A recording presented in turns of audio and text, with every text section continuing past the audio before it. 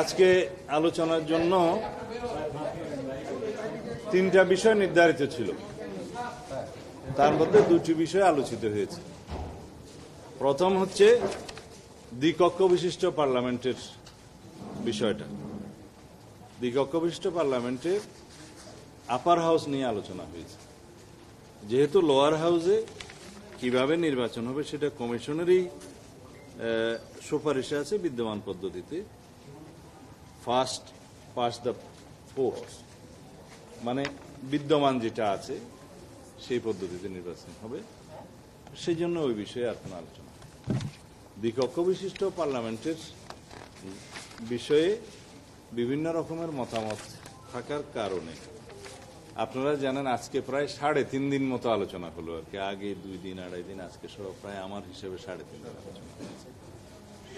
এখানে দ্বিকক্ষ বিশিষ্ট পার্লামেন্ট সৃজনের বিষয়ে মোটামুটি অধিকাংশ রাজনৈতিক দল একমত, কিন্তু তার গঠন প্রক্রিয়া কি হবে এবং তার পাওয়ার অ্যান্ড ফাংশন কি হবে এ বিষয়ে ব্যাপক বিতর্ক আছে।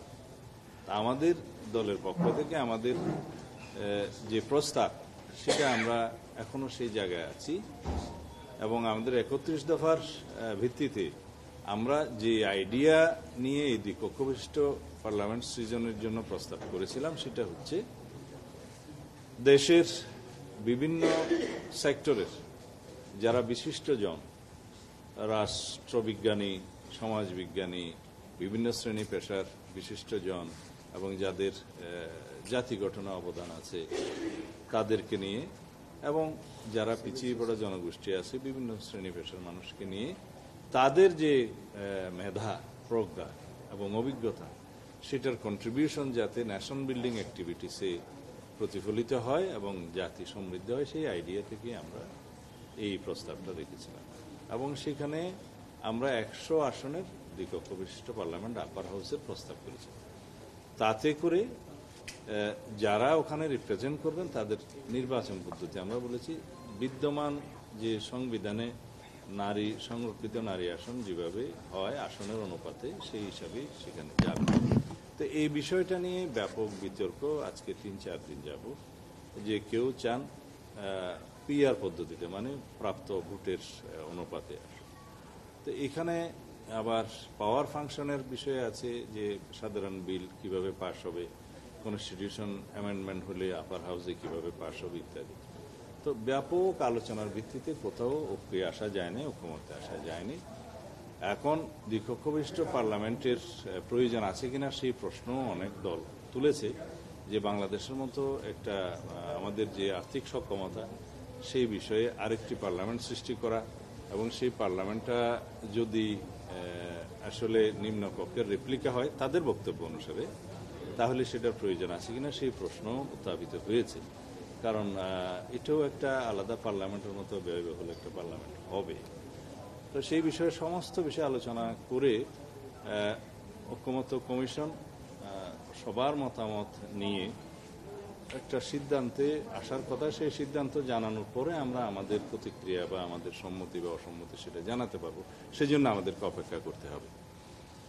দ্বিতীয় বিষয় ছিল সংবিধান সংশোধনী সংক্রান্ত, কিভাবে সংবিধান সংশোধন হয় এবং সেই বিষয়ে সবার মতামত নেওয়া হয়েছে। তবে সুখের বিষয় আমি একটা অ্যাডিশনাল প্রস্তাব দিয়েছিলাম, সেটা মোটামুটি সবাই গ্রহণ করেছে। সেটা হয়তো ঐক্যমত্য কমিশন যখন এখানে প্রেস ব্রিফিং আপনাদের সামনে করবেন তখন হয়তো ওনারা বলতে পারে।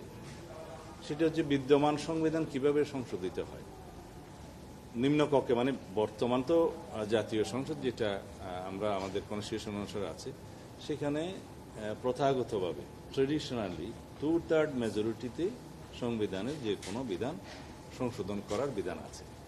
এখানে একটা বিধান আছে যে আর্টিকেল 142 অনুসারে সংবিধান কিভাবে সংশোধিত হবে সেটা ওখানে বলা আছে। তার মধ্যে বলা আছে যে সংবিধানের প্রস্তাবনা আর্টিকেল 8, 48, 56 এবং 142 ইটসেলফ, এখানে যদি কোনো সংশোধনী আসে, পরিবর্তন আসে, সেটা পাশ হওয়ার পরেও রাষ্ট্রপতির সিগনেচারের আগে সেটা গণভোটে দিতে হবে।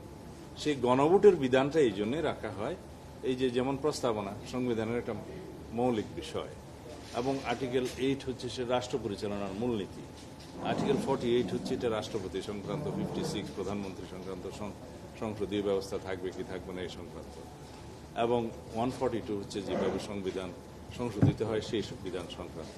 তো এগুলো অত্যন্ত গুরুত্বপূর্ণ। এখানে যদি কোনো চেঞ্জ আসতে হয় তাহলে সংবিধানে উল্লেখ করা আছে এগুলো আবার জনগণের কাছে যেতে হবে গণভোটের জন্য। এখানে আমি প্রস্তাব করেছি আমরা যেহেতু আরো শক্তিশালী অবস্থা করতে চাই যাতে ভবিষ্যতে যে কেউ তত্ত্বাবধায়ক সরকারে যেন হাত না দিতে পারে।